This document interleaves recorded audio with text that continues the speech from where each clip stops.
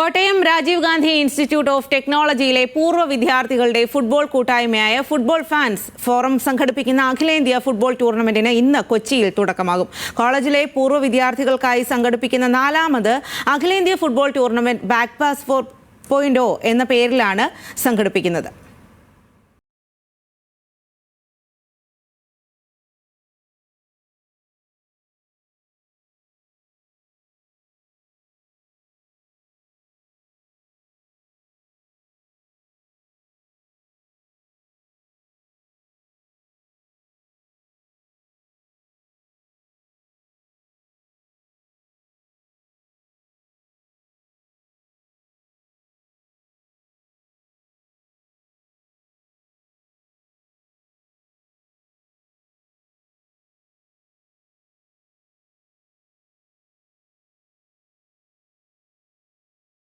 ഉദ്ഘാടനം ചെയ്യും. ബാക്ക് പാസിൽ പങ്കെടുക്കുന്നത് പല എഞ്ചിനീയറിംഗ് കോളേജുകളും അവരുടെ എഞ്ചിനീയറിംഗ് കോളേജിനെ റെപ്രസെൻ്റ് ചെയ്ത് അലുമിനീസ് ആണ് ടൂർണമെൻറ്റ് പങ്കെടുക്കുന്നത്. നമ്മൾ 2 കാറ്റഗറീസ് ആണ് നടത്തുന്നത്.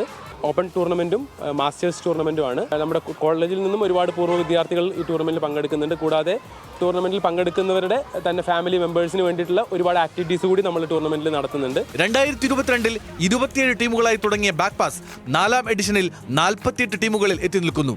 2024 ഓപ്പൺ വിഭാഗത്തിലും മാസ്റ്റേഴ്സ് വിഭാഗത്തിലുമായി 36 ടീമുകൾ മാറ്റുരച്ചു.